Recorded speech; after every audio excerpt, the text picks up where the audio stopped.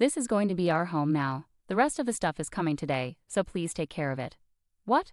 Why are you making these decisions on your own? Oh, by the way, Anna is coming too, so make sure to welcome her.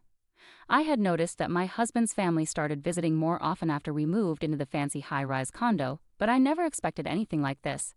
As soon as my husband came home from work, I asked him, "Is your mother and her family going to live here?" "Oh yeah, that's happening today, isn't it?" he replied casually. "What are you talking about?" I was shocked. "Didn't I mention it? They're moving in with us today." "Haha," he laughed, not realizing how upset I was. I was speechless. "Don't just stand there. Get ready to make dinner. We're celebrating today." At that point, I was furious. How could he think this was okay? "We can live here because of me, you know," I said. "What are you talking about?" "That's not true," he argued back. As we were talking, my mother-in-law arrived. "If you hate living with us so much, why don't you just leave?" she said, throwing an envelope on the table. "What's this?" I asked. "It's severance money from us, $110,000. Take it, get divorced, and leave. We'll keep the house," she said, smirking with her family. At that moment, I made up my mind. They're such fools. I'm so lucky, I thought. "Understood. I'll leave right away," I said. I quickly packed my bags and left the house, feeling overjoyed. But this wasn't the end. I couldn't stop laughing, thinking about what would happen to my in-laws next. "My name is Sarah, and I work as a bank employee. I thought I would have a happy life married to Kevin, but marriage doesn't always go as planned. I realized this when I first met my mother-in-law." "So, you're Sarah. What do you do for a living?" "I'm a bank employee," I replied. "Oh, a bank employee, huh? I guess you don't have to be too smart to do that," she said, clearly trying to put me down. This happened the first time we met before the wedding. Kevin, sitting next to me, acted like he didn't hear and just smoked his cigarette. "Well, let's get along from now on," she said. Yes, nice to meet you," I replied, wondering if everything would be okay. But after we got married, my husband was kind, and we didn't have to interact much with my mother-in-law. "Are you sure it was a good idea to marry a man with such a modest salary?" she asked out of nowhere one day.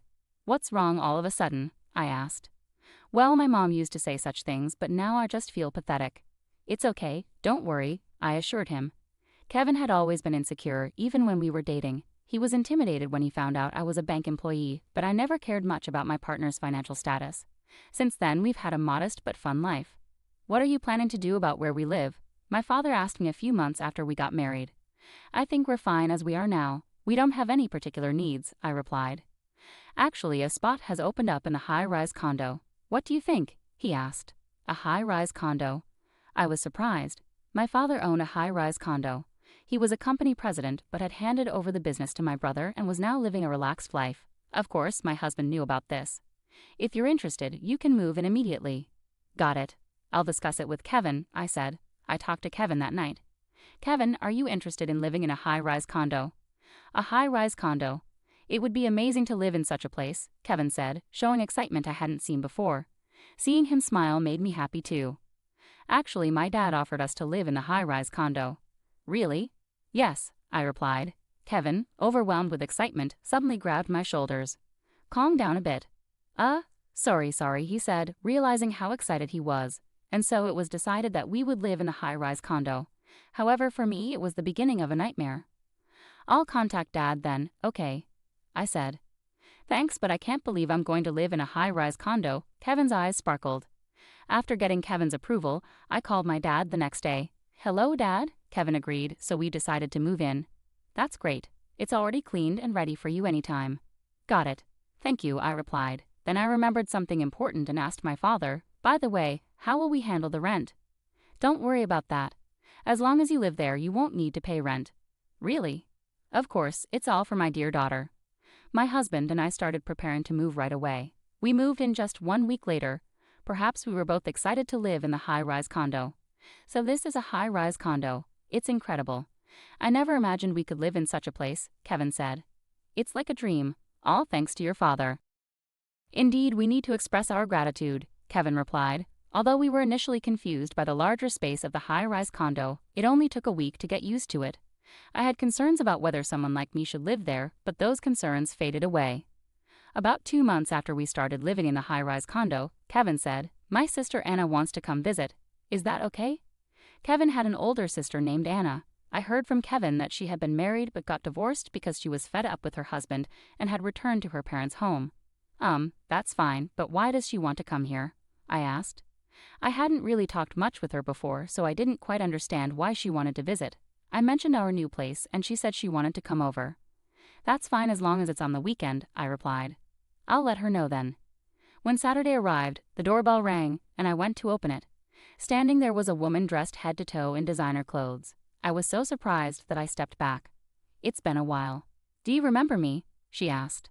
Of course, Anna. Please, come in. My sister-in-law walked in and started looking around the house, inspecting every corner. She checked each room, nodding like she was satisfied with something. Is there something on your mind? I asked, curious. I was just admiring the house. Ordinary people can't live in such a place, right? It's all thanks to my father, I explained. We moved to the living room and started chatting casually. Then, out of nowhere, my sister-in-law made a snide remark. At the time, I didn't understand why she said that. It must be nice to be you, Sarah. Don't you think so, Kevin? I don't really think about it, Kevin replied. But this house is all thanks to your father-in-law, right?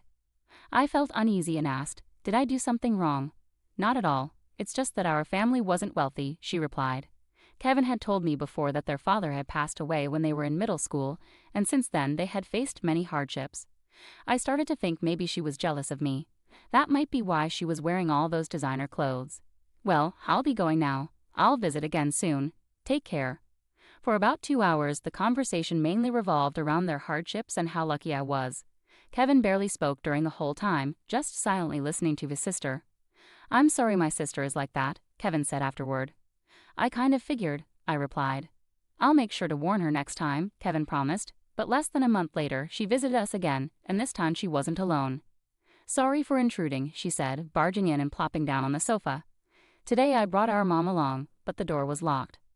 Oh, Kevin gave me a spare key, she said casually. What? I was shocked. I wanted to ask Kevin about it immediately, but he wasn't home. I had a bad feeling this was going to cause trouble. Then the most difficult person spoke up. It's not that big of a deal. What's the problem with having a spare key? The issue is that I wasn't informed about it, I replied. Maybe Kevin doesn't trust you, my mother-in-law said. I think so too, Anna chimed in. With both of them against me, I felt helpless. From that day on, my life became completely different. When I came home from work, I often found my sister-in-law and mother-in-law in the house. They would help themselves to the food in the fridge and move things around without asking.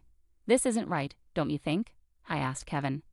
Even if I say something, they won't listen. Maybe it's best to just let them do what they want, Kevin said. I can't stand living like this. Please talk to them. I was so frustrated with my husband for doing nothing and with myself for feeling powerless. Okay, I'll talk to them. Will you be there with me? Kevin asked. If you're going to speak up properly, then I don't mind, I replied. As usual, when my husband confronted them, they didn't pay any attention. Sarah must have put you up to this, right? Come on, Kevin, be more assertive, they said. That's right, you're the head of the household. You should have your own opinions, they added. My husband seemed to be thinking about something, looking down. Don't say weird things. Please leave, I finally told them. But then my husband unexpectedly turned against me. You're the one who should be quiet, he said. I was shocked. My husband was siding against me. He had completely given in to his mother and sister. They took advantage of Kevin's lack of confidence and his inability to say no. Now, I felt completely alone. I was wrong, my husband said with a new sense of confidence. What my sister and mother said is right. From now on, I'm going to express my own opinions. The two of them smirked and looked at us with satisfaction. From then on, things became one-sided. I've decided that my mom and sister can come and go as they please, my husband declared. Wait, you can't just make decisions like that without me, I protested. The decision is made, and you have no say in it, he replied, ignoring my concerns. His mother and sister backed him up. Sarah, that's enough, they said. Kevin is the head of this household. As his wife, you just need to follow him. There's a spare room, right? My mother-in-law asked. No way, I responded, but they continued. It's a waste to have an unused room, so we'll use it. The balance of power had clearly shifted in their favor. The room, which my father had allowed us to use, was now considered theirs. Given the situation, I had no choice but to tough it out. I decided to focus on my work and not worry about what was happening at home. 6 months later, my dedication to work paid off. You've been doing really well lately. How about taking on a higher position? My boss asked. Me? I've been watching your work, and I think you're the right person for the job. Thank you. I'll continue to do my best. It was unexpected but the happiest thing that had happened to me in a long time. However, there was a problem. You've been coming home late recently. What have you been up to? My husband asked suspiciously. Just work, really. Aren't you having an affair? If you don't believe me, go ahead and check, I replied. This was when my mother-in-law and sister-in-law would chime in. Getting so defensive makes you look even more suspicious, Anna said. Anna might be right, my mother-in-law added, but honestly, who would be interested in Sarah with her looks? They clapped their hands and laughed together, enjoying themselves at my expense. Before, they used to come over maybe 3 times a week, but now they were at our house almost every day. One day, my mother-in-law came up to me and said something completely unexpected. Do you even understand why you can live in a place like this? A woman like you doesn't belong here. I thought to myself, there she goes again. You can't even do household chores properly. You're useless here, do you get that? She continued. I wanted to snap back, but I knew that nothing I said would improve the situation, so I stayed silent. Eventually, my mother-in-law got bored and went back to her room. Just as I was about to start preparing dinner, my sister-in-law walked in. I heard the conversation earlier. There's never a moment of peace. You should really understand your place. You're like a maid in this house. I work hard too, you know, and I might sound bad, but I earn more than Kevin, I said. Then you should contribute that money to the household expenses for us, she shot back. I couldn't agree with her. I wasn't living in luxury. I was actually paying for most of our daily expenses like utilities and groceries. Kevin seemed to have forgotten that, and my mother-in-law and sister-in-law didn't even know the reality. I often wondered what would happen if I stopped paying. Then why don't you work, Anna? I asked. Why should I have to do that? She replied, completely serious. I almost envied her ability to say such things. It was a mystery where she went every day without working. So where do you go every day? I asked. I don't need to tell you that, she said, avoiding eye contact. It was clear she was involved in something she couldn't openly talk about. Is that so? Then I'll just assume you're wandering around every day without working, I said seriously. Angered, my sister-in-law threw a mug from the table at me. It didn't hit me, but the mug shattered into pieces. Why did you dodge that? That was my favorite cup. Since it's your fault, clean it up, she demanded. I silently began cleaning up the broken pieces while she stood there watching and laughing. I thought about throwing the shards back at her, but I refrained. You're in the way standing there, she said. I'm just watching, she added as I cleaned up. After a few minutes, I tried to leave, but my sister-in-law stopped me again. Remember, if you say something weird next time, it'll be much worse. I understand. I'll be careful, I said, though I didn't mean it inside. As I watched my sister-in-law leave, I thought to myself, don't get too cocky, you'll get what's coming to you soon. Then one day, as usual, when I returned home from shopping, the house was in chaos. There were cardboard boxes everywhere, and my mother-in-law was bustling around. What are you doing? I asked. This is going to be our home now. The rest of our stuff is arriving today, so please take care of it, she said. What? Why are you deciding this on your own? I asked, shocked. Oh, by the way, Anna will be coming too. Please welcome her. I immediately asked my husband, who had just returned from work, your mother and her family are saying they're going to live here. Oh yeah, that was today, wasn't it? What are you talking about? Huh? Didn't I mention it? They're moving in with us today, he said, laughing. I was dumbfounded. I couldn't think of what to say next. Don't just stand there. Get ready to make dinner. We're celebrating today, he added. At those words, my anger reached its peak. How can this be allowed? After all, we can live here thanks to me? Huh? What are you talking about? That's not true, he replied. Are you serious? You're just obeying everything your family says, I said. What did you say? Say that again, my husband said, raising his hand toward me. At that moment, it wasn't fear that I felt. I was shocked at how much my husband had changed, going from unassertive to someone who might hit me. But I wasn't scared. I was in disbelief. Go ahead, hit me if you dare, I said. He slowly lowered his arm, apparently intimidated, but then started laughing. What's so funny? I asked. I just remembered why we got married. You should be thankful you could marry me, he replied, laughing. What are you talking about? You might not know this, but I married you because nobody else was interested. I didn't marry you out of love. It's annoying, but I did it because you earn more than me. That's what Mom told me to do, he said. Anger boiled up inside me. So that was the reason, I thought. He continued, since you're married to someone like me, it's only natural for you to contribute to the living expenses. Ever since we got married, I had always been the one providing the money whenever needed. I never thought my husband was such a terrible person. That's mutual. You only bring home money. I never thought you could be so boring, he retorted. As we argued, my mother-in-law arrived. If you hate living together so much, why don't you just leave? She said. Why should I have to do that? I asked. We don't need someone like you in this place, she said. My sister-in-law agreed. Sarah is unnecessary. Nothing will change if you're gone. My mother-in-law then threw an envelope on the table. What is this? I asked. It's severance money from us. There's $10,000 in the envelope. Take it, get divorced, and leave. We'll take the house, she said, smirking. At that moment, I made up my mind. The high-rise condo we were living in was technically in my name, though I was only borrowing it for free from my father. I thought of a way to retaliate against them. Such foolish people, I thought. This is an opportunity for me. I decided to act immediately. Understood. I'll leave right away, I said. I thought you would put up more of a fight, my husband sneered. Well, that's the kind of woman she was. Too bad, but I don't want to see your face anymore, so leave quickly, my mother-in-law added. I quickly packed my bags and left the house, almost dancing with glee. I couldn't stop laughing as I imagined what would happen to my in-laws next. I decided to go back to my parents' house to inform my father about the situation. Why have you come back suddenly? My father asked. I've been kicked out of the house, I replied. Kicked out? How did that happen? He asked, concerned. I explained everything that had happened that day and the events leading up to it. My father's face turned red with anger as I spoke. After I finished, he was angrier than I had ever seen him. Let's kick them out immediately, he said, but I stopped him. Wait, Dad. I have a better idea, I said. What kind of idea? He asked. I shared the plan I had thought of when leaving the house. My father nodded in agreement. That's a brilliant idea. Right? This way it benefits you as well, and I get my revenge. So you'll take care of it. Yes, don't worry, he assured me. The next day, I contacted my husband about the apartment. I have no intention of giving it back, I told him. I know, but the ownership is still mine, so I'm thinking of transferring it to you. Then it will truly be yours, right? I see. I don't want to cause you any trouble. I'll handle the paperwork. Is that okay? Okay, I'll leave it to you, he agreed. All right, I'll also send the divorce papers by mail. Take care, I said, hanging up the phone. I could sense my husband's joy just before I hung up.